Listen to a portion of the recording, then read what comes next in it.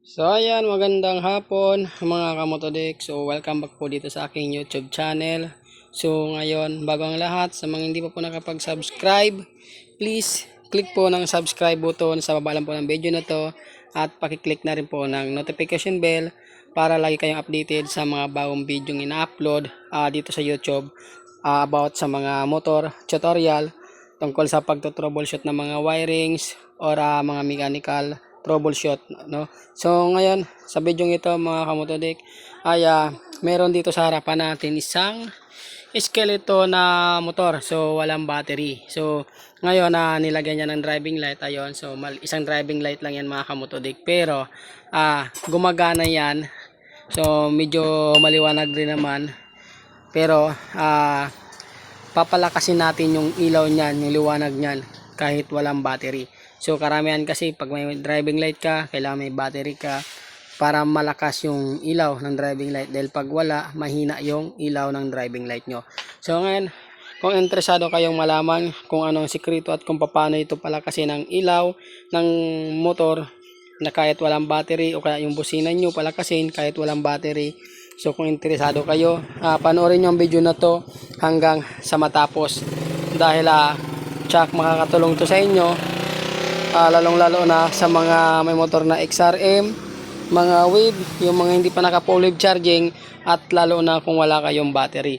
So ngayon guys, kung handa na kayong manood at handa na kayong makinig, so umpisahan na natin. Ngayon mga idol, bago natin ilagay yung yung ilalagay natin para lumakas yung ilaw. So ngayon, paandarin muna natin. Ayan, so nakikita nyo naman, skeleton yung motor. So wala yan, walang battery. So ngayon, paandarin natin.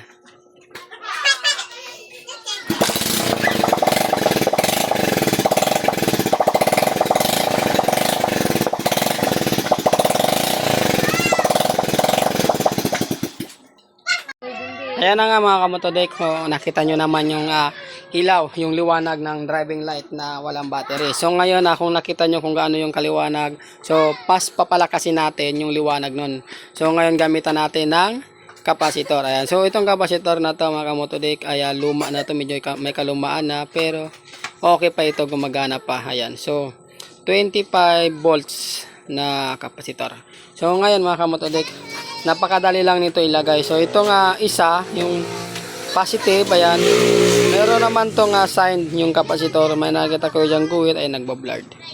So may nakita kayong guhit, yan po yung negative. So nilagay na ng wire yan. At yung isa naman, nilagay natin ng wire para sa positive. So ilalagay lang natin to dito sa positive nang papunta sa switch ng driving light. So makita natin dito, itong isa nakalagay sa ground, so ilalagay natin to dito sa ground. Itong isang negative ng kapasitor, lagay natin dito sa isang wire, ayan, sa ground, ayan dito. So ilagay natin to. So ilakabit ko muna. Ito mga kamotodek, naikabit ko na yung kapasitor. So ayan, nilagay ko na.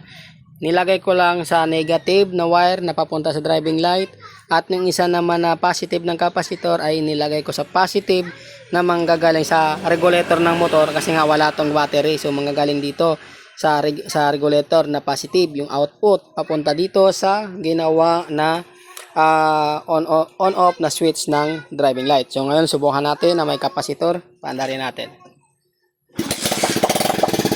Diba? So ang lakas ng ilaw mga kamotodek, mas malakas kumpara kanina na walang kapasitor. So subukan natin tanggalin yung kapasitor. Ngayon mga kamotodek, yan yung may kapasitor. So tatanggalin ko yung kapasitor nya. Tanggalin ko lang isang wire. Ayan, so humina yung ilaw. So lagyan natin ang kapasitor.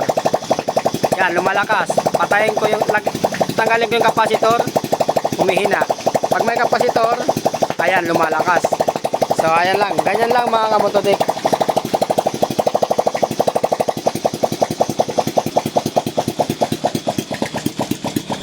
So patayin ko muna yung motor.